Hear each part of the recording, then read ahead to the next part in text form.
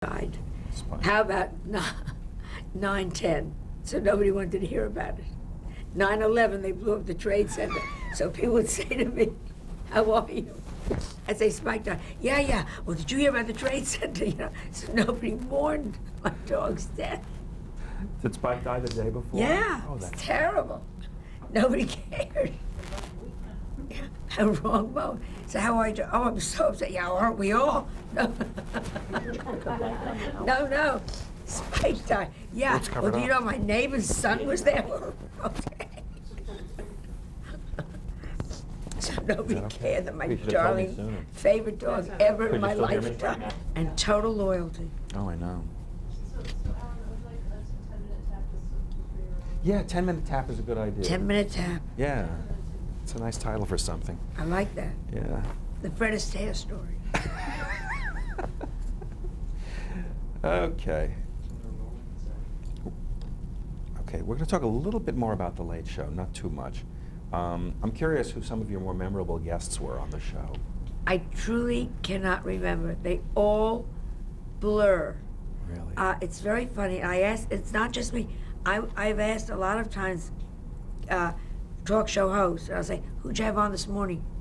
They don't know because you're on to tomorrow.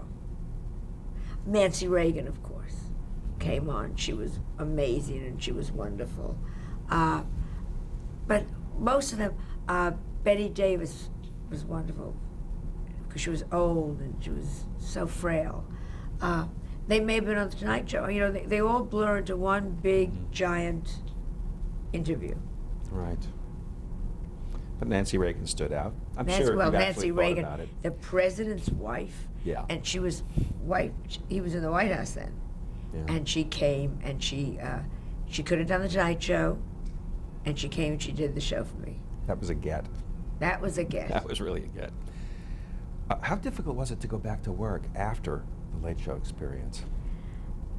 It was beyond difficult because you knew everybody was talking, and you knew everybody knew that you had been fired, and it was very difficult, and everything fell apart. I mean, between Edgar's suicide, the firing at Fox, and the Carson publicity, how terrible, how I'd done these terrible things to Johnny. It was very hard to go to work, and it was very hard to get work, and that was a rough time. How long did you actually lick your wounds? You had a lot of things happen all at once. I had a lot of things happen at once. My husband's suicide, Personally, yeah. fired from Fox. Edgar had invested badly at the end because he would, everything just went to hell. And how long did you not perform for? I tried to perform. I went back to little clubs. Whenever I don't know what to do, I go back to square one. I always figure like the old joke was, take your Rolodex, which no one has anymore, start at A, and just call everybody, just start again. And I went back, I went to little clubs, and I cut ribbons at IKEA stores. That was fun. And you just do what you do. Did you feel that stuff was beneath you at that point, or you You didn't never, care? Judy Holliday, who is an actress, won the Academy Award, and the next day her agent called her and said, they want you to read for something. You just won the Academy Award. And she said to him, it's only humiliation. So I say that a lot to myself, to this day. It's only humiliation. It's the only attitude you really can have. How did you end up as the center square on Hollywood Squares? I ended up at the Center Square and Hollywood Squares, thank God, because I was smart as well as funny. So you need that smart one because they want to get, the game going. And they always knew I'd be funny. And they were very nice to me at Hollywood Squares. They would let me know the areas we were going to talk about. Because they would always give you, everybody got, we're not going to tell you this is going to be a question on apples, but a funny answer might be, take the green ones and put them on the shelf. So you'd figure out, okay, it's going to be apples and green ones. So I'd start to figure out what the question might be. I used to bring suitcases of books with me, encyclopedias. I had a friend of mine in New York, Kenneth Patel, online, And we try to figure out the questions so I would come out smart. Because I wanted to be smart. Mm-hmm. I wanted them to say, Joan Rivers, she's funny, but she's also smart. How many scripted lines were they handing out to you? Oh, they handed them to everybody. Okay. To everybody got a script line. And I think that's what made it less funny, the second one, because the first Hollywood Squares, they only gave funny lines to funny people, which made sense. Paul Lynde, totally scripted.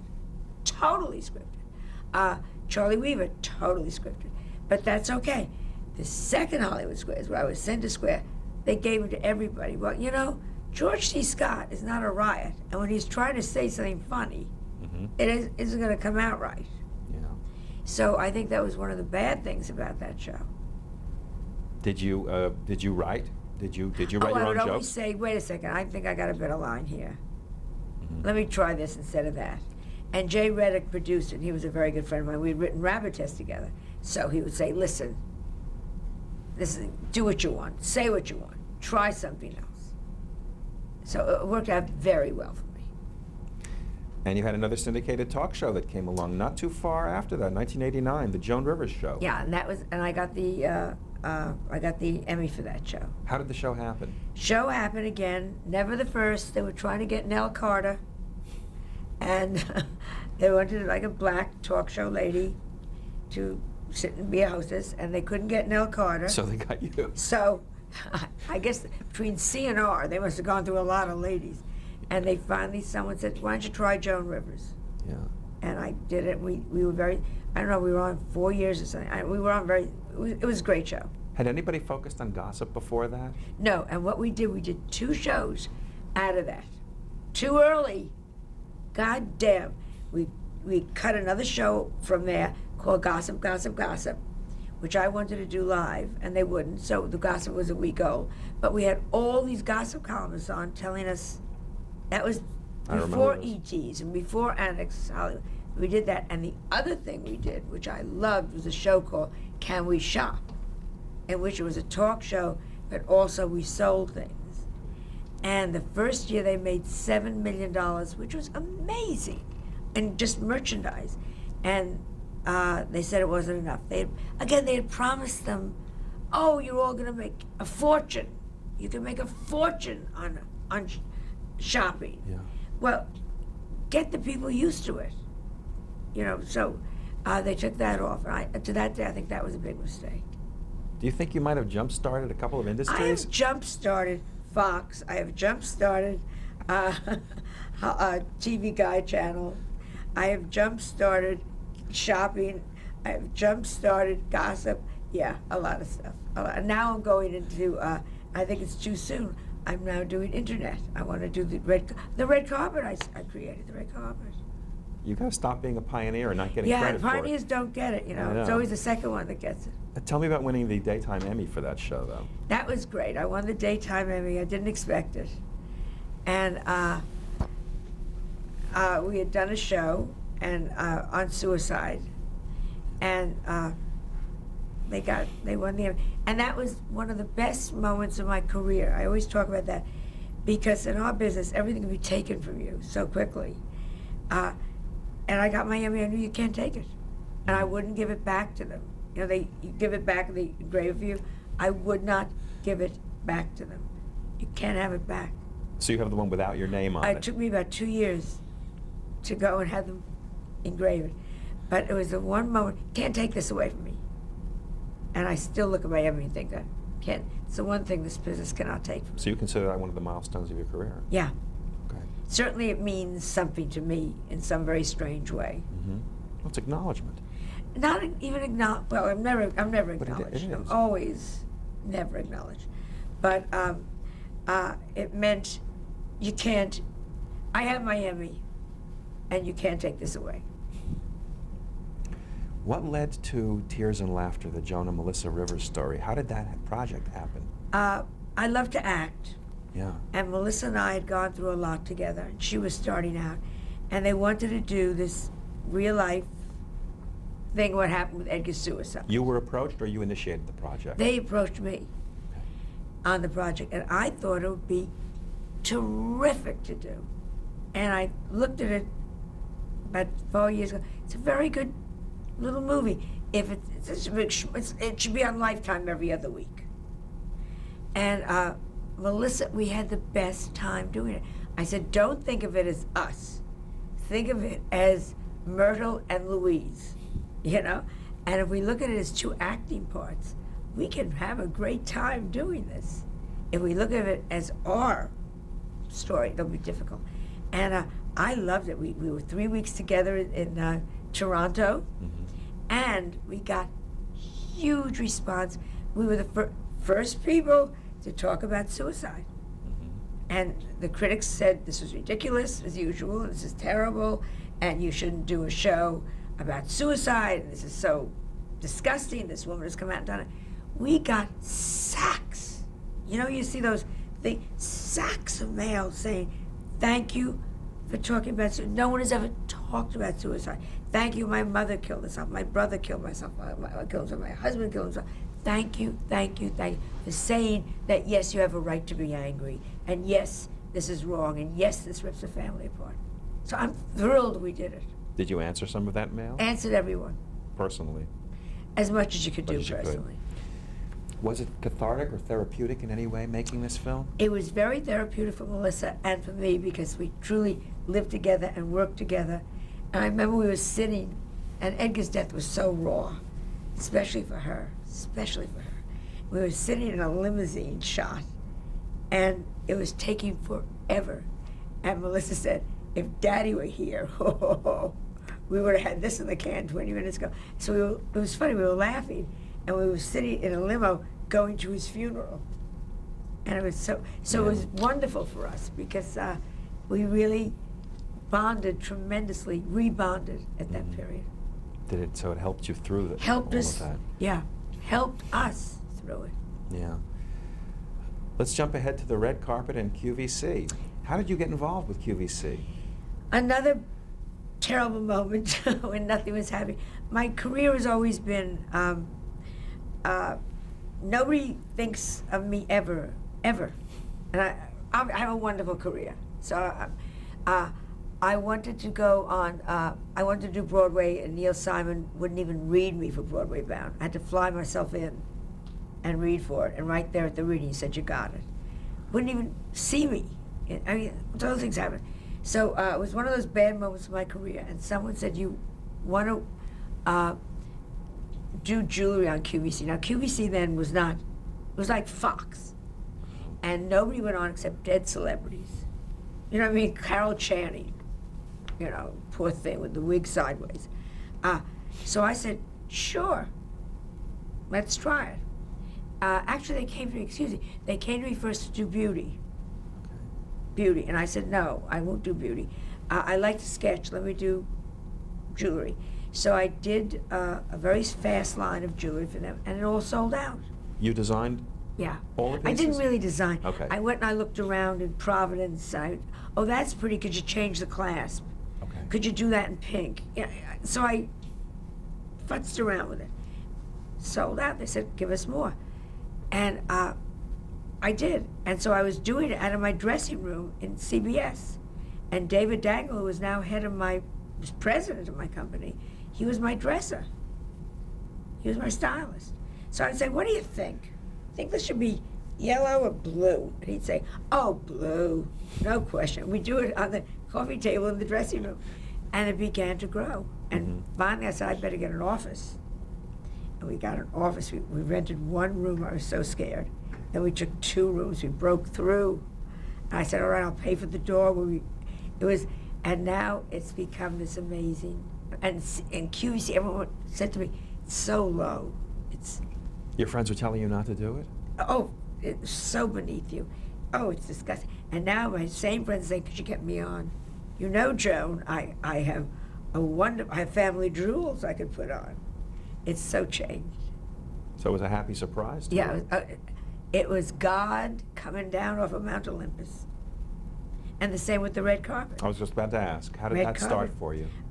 Again, my career was nowhere. I couldn't, I've never been on late night television. I've been totally blackballed from that. So I wasn't being seen. And you have to be on television. I was very frustrated and could not get arrested. And Melissa was working at E at the time, and she overheard them saying, "We should really put somebody on the red carpet," but who would? Then it was like paparazzi. That's it.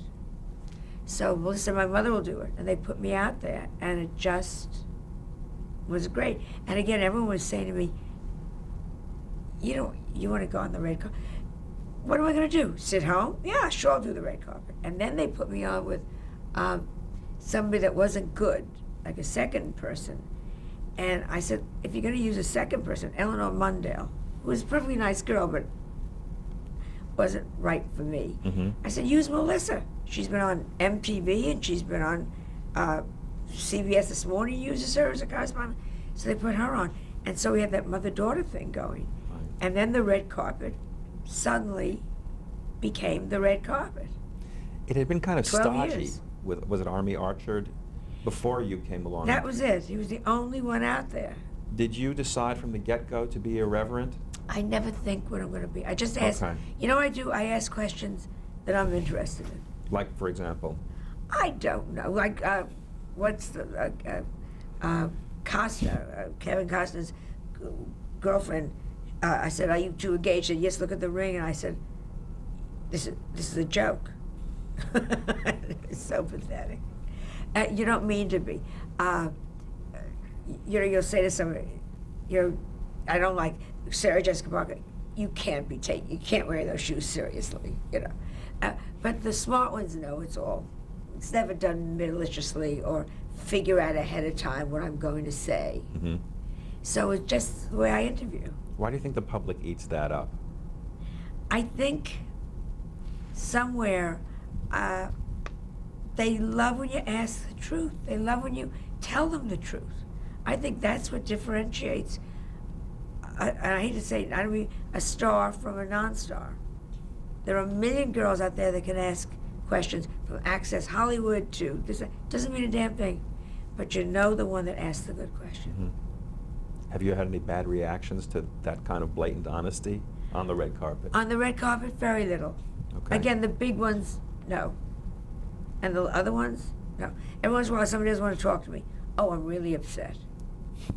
Life goes on. I'm around this business long enough to know, darling, life will continue without you. If Jack Nicholson died tomorrow, Brando died, we're still here. He was kind of a recluse toward the end, though. But you know, still. I mean, Absolutely. the greatest people, Yeah. oh, they'll never replace it. You're replaced. Yeah. Next. I know. What would you say the biggest challenge is in doing a live red carpet event, if there is a challenge in it to you? The challenge now is to get the performers. Mhm. Because when I first started, I asked the question, who are you wearing? Because they were buying their own clothes. Now, the stylists are dressing them, the jewelry is lent to them, there's no originality, and now they walk down the red carpet with their PR person. So if you've been mean to that PR person's other client, or they think you've been mean, Mm-hmm. you now are not going to get this client. So suddenly you have a lot of slightly older single ladies who know their biological clock is ticking and they're not happy. And they have a little power because they control Nicole Kidman. And suddenly they're deciding that Nicole Kidman, who is a friend of yours, should not speak to you because you weren't nice to, I'm making this up now, Mhm. Julia Roberts. Right. So it's no fun anymore. They're all pre-programmed. They're all, I literally was pulling, that's why I used Nicole, who is a friend, I was pulling her on camera at the Oscars one day, because while I was talking to her, BBC got a hold of her. I said, wait a second, stop talking to her. I thought she was going to lose her arm. They tried to yank her away? Oh, I get very tough out there. Come here, Nicole. Oh yeah, I'm very tough. I pushed somebody from ABC one year.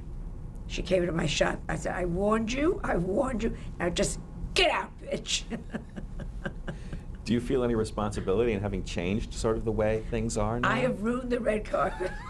I think the stylists of America should give me an award because stylists now run it. Yeah. Have there been celebs that have avoided you? There are a couple, never the big ones. Mhm. Tom Hanks comes over. Julia Roberts comes running. Nicole Kidman is there. It's the ones that are sort of in the middle. Mm-hmm. What's her name? Woody Allen. Diane Keaton. Apparently, I dared to say I thought she had eczema because she was dressed like Charlie Chaplin and wearing gloves. If you remember that outfit. Oh, that's, yeah. No, doesn't Diane look chic? Diane looks like, get the net. And so she won't talk to me anymore. And you want to say, then why'd you dress like Charlie Chaplin? So those are the ones that won't come back. Kathy Bates got upset because I said if she hadn't been on the Titanic, it would not have gone down. But Cher, who I said very often looks like an idiot, knows his publicity and comes over and says, "What do you think?" She's smart. Are they vetting you beforehand, sort of, to see how you're going to react on camera? I don't think they have time. Okay. It's so rushed. Yeah. Let's move on to Suddenly Susan. Who did you play on Suddenly Susan? I play Kathy Griffin's mother. Mm-hmm. And it was so much fun because she comes out of improv and I come out of improv. So you can trust each other. And you can go off script and come back. And you can do things together. I did it twice and then it went off the air. Mm-hmm. But I loved being her mother on Suddenly Susan. And they were fine with the two of you starting to improv? Yeah. She defended it in the beginning. She said, "Let us go. You got what you want in the can, now let us go." I remember she said that right out. Mm-hmm. And they were smart and they let us go. Right. So you enjoy working, obviously, with Kathy. I love Kathy. Yeah, she's finally gotten what she deserves, and it took her a long time to get there. Mm-hmm. She's very smart.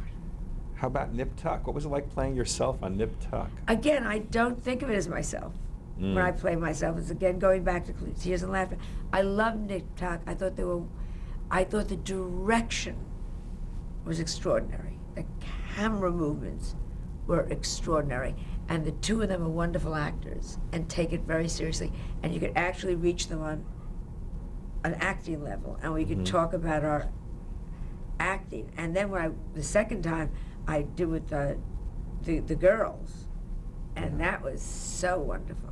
Because again, they're fine actresses. Yeah. I love acting. You've made this distinction between the Joan Rivers on screen and Joan Rivers in real life. How are they different? Oh, very different.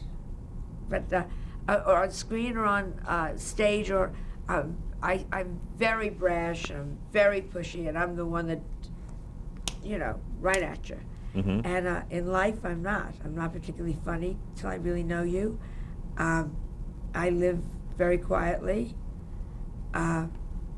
Very different. And I think. You would know. And you've chosen to be very open over the years about your cosmetic surgery. Well, again, Why? I was too because everybody does it. What are they all saying they don't do it? Mm-hmm. I get very mad at dishonesty. I adore Rosie O'Donnell because Rosie O'Donnell tells you the truth. Mm-hmm. And I will not sit there, which I've done on many an interview, where they say, "I've done nothing," and I know, who did you? So I came out because I find all these liberated ladies who say it's inner beauty and I wouldn't do anything. I know who did you. I know who did your hair. I know who waxed you. I know who lifted your breasts. Don't tell. There's one very famous talk show woman on now who is so against plastic surgery. I know everybody that's done everything to her. Don't tell your ladies not to do it when you're doing it. So I came out to say it's okay. So now it's become like a joke. And now it's starting to really annoy me because every interview starts with, "Well, what have you done lately?" And you want to go, I'm 74 years old, I've done 2 facelifts. Honey, that ain't bad. Mm-hmm. Go talk to Jessica Simpson that she's thinned her nose. Everybody is doing, it's a business of looks. Yeah. And if you don't look good, you're a fool. Were you quiet about it at first? No. Any surreptitious Always made jokes procedure? about it. Okay. Because I thought it was hilarious. Mm-hmm. And let's wrap up because we have to.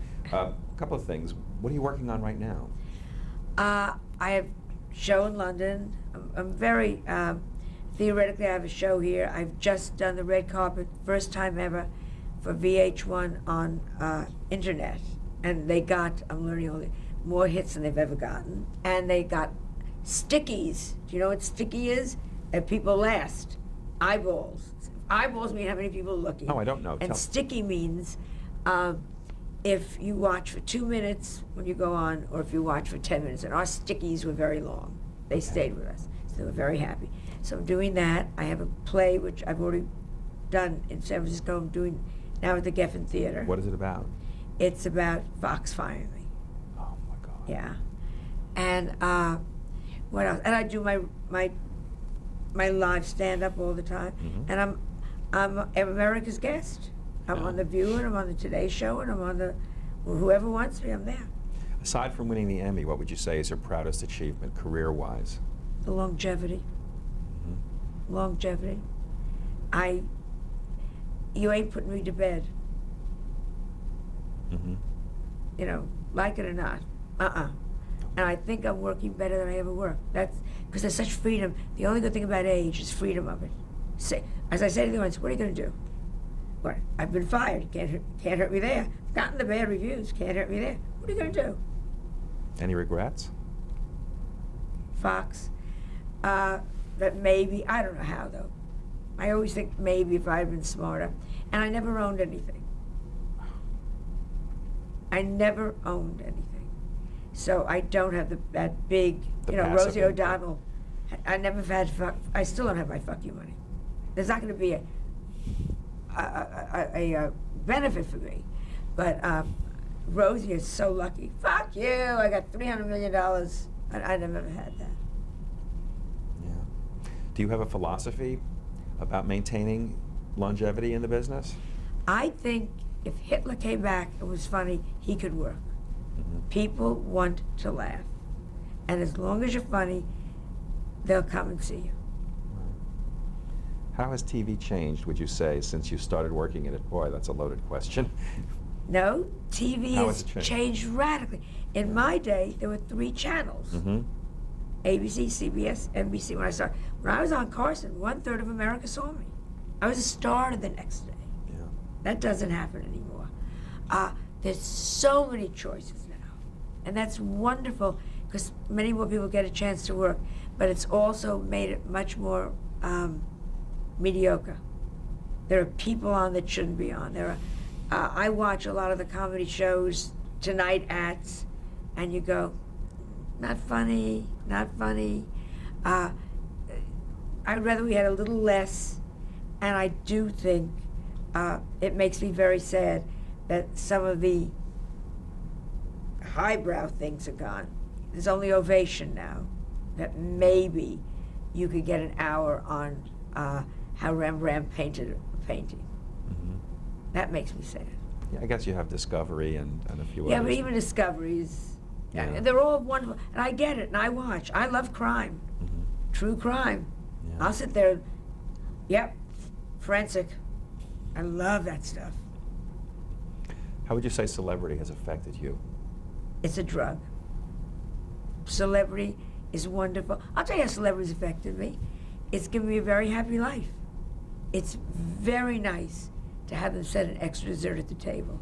It's very nice to have them say, we're full up, but we can handle you, Miss Rivers. It's very nice when your father's got a heart attack that they find room for him in the hospital. Yeah. Celebrity is a nice card. Mm-hmm. And finally, how would you like to be remembered? I would like them, how would I like to be remembered? Mm-hmm. That she was the funniest woman that ever lived. I can still take them with one hand behind my back. Thank you.